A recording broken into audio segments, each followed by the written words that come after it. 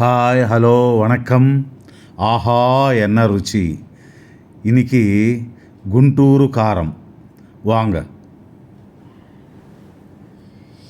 கார சட்னி. இன்றைக்கி கார சட்னி வேணும், எப்படி செய்யறது நீங்கள் கொஞ்சம் சொல்லுங்கள் அப்படின்ட்டு நிறையா பேர் கேட்டிருந்தாங்க.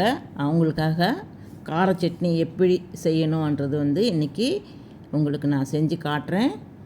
நீங்களும் பார்த்துக்கிட்டு அதே மாதிரி செஞ்சு சாப்பிடுங்க. அதுக்கு என்னென்ன வேணுன்றது, இதுக்கு காஞ்ச மிளகாய் தான் போட்டுக்கணும். காஞ்ச மிளகாய், பூண்டு, ஜீரகம், உப்பு, அவ்வளோதான். நான் இப்போ ஒரு 15க்கு மேலே போட்டிருக்கேன் காஞ்ச மிளகாய். உப்பு போட்டு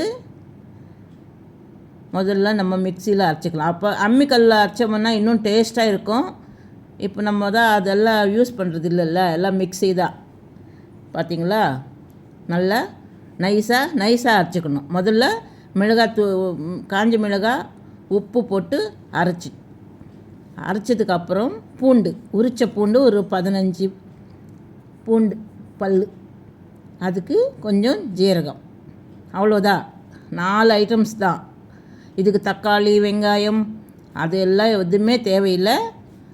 வெறும் கார சட்னின்றது காரமாக அந்த பூண்டு ஜீரகம் ஸ்மெல்லு தான் வரணும். அப்படி தான் நம்ம அரைச்சிக்கணும். அப்போ தான் அது டேஸ்ட்டாக இருக்கும். தோசைக்கு, இட்லிக்கு, போண்டாக்கு எல்லாருக்குமே நல்லா இருக்கும். போண்டாக்குன்னா சூப்பராக இருக்கும். ஆமாம், பார்த்திங்களா, மிக்சியில் பூண்டு ஜீரகம் எல்லாம் போட்டு அரைச்சிட்டோம். இப்போது தாளிச்சிக்கலாம். இது காரம்லாம் இருக்காது. நீங்கள் அது பார்க்கும்போது ஐயோ இவ்வளோ சிகப்பாக இருக்கே, ரொம்ப காரமாக இருக்குமோ அப்படின்ட்டு நீங்கள் பயப்பட வேணாம். ஏன்னா அது நம்ம பூண்டு போட்டிருக்கிறோம், ஜீரகம் போட்டிருக்கிறோம், உப்பு, நான் போட்ட உப்பு சரியாக கரெக்டாக இருக்கும். அப்படி நமக்கு கம்மியானா கொஞ்சம் சால்ட் அப்புறமா நம்ம மிக்ஸ் பண்ணிக்கலாம். மிளகாய் குண்டூர் மிளகாய்னதுனால ரொம்ப சிவப்பாக இருக்கும். அது குண்டூர் மிர்ச்சி. அதுக்கு கொஞ்சம் எண்ணெய் மட்டும் ஒரு 3 ஸ்பூன் போட்டுக்கணும். ஏன்னா அது கொஞ்சம் காரமாக இருக்கும்ன்றதுக்காக தான். ஒரு 2 ஸ்பூன்ன்றது இன்னொரு ஸ்பூன். நான் சின்ன ஸ்பூன் தான் யூஸ் பண்ணுறேன், அதனால் 3 ஸ்பூன் விட்டுருக்கேன். தாளிக்கிறதுக்கு கடுகு, கொஞ்சோண்டு ஜீரகம், அவ்வளோதான். வேறு எதுவும் தேவையில்லை. கொஞ்சம் கருவேப்பிலை போட்டுக்கலாம். கடுகு ஜீரகம் போட்டு தாளிச்சிட்டு கருவேப்பிலை கடைசியில் இப்போது கருவேப்பிலை கூட அந்த எண்ணெயிலே போட்டோம்னா நல்லா இருக்கும். சிம்பிளாக பண்ணிக்கலாம். ஒரு 5 நிமிஷத்தில் நம்ம இட்லி வேகிறதுக்குள்ளே நம்ம சட்னி ரெடி பண்ணிக்கலாம்.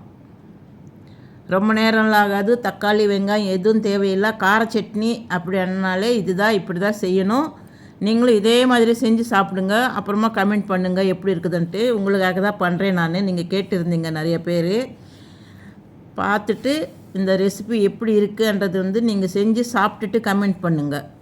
லைக் பண்ணுங்கள், ஷேர் பண்ணுங்கள், சப்ஸ்கிரைப் பண்ணுங்கள். ஏன்னா 10 பேர் பார்ப்பாங்க. அதுக்காக தான் நான் டெய்லி சொல்கிறேன். உங்களுக்கு டெய்லி ஒவ்வொரு ரெசிபியோட வரேன். உங்களுக்கு நீங்கள் பார்த்துக்கிட்டு நான் எப்படி செய்கிறேனோ அதே மாதிரி செஞ்சு சாப்பிடுங்க.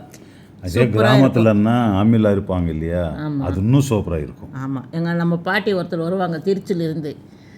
அப்போல்லாம் அம்மிக்கல்லில் வச்சு அரைச்சி கொடுப்பாங்க நமக்கு. இப்போ அம்மிக்கல் மட்டும் இருக்குது, அரைக்கிறவங்க இல்லை. நம்மளால் முடியல, நம்ம மிக்சியில் தான் இப்போது ரெடி பண்ணிக்கிறோம். எல்லாத்துக்குமே மிக்சியே வந்துருச்சு இல்லையா. இப்போல்லாம் அந்த காலத்து பாட்டிங்கெல்லாம் ரொம்ப ஸ்ட்ரெங்தான அவங்க கிராமங்களில் தானே செய்கிறாங்க. இதுதான் கார சட்னியோட ரெசிபி.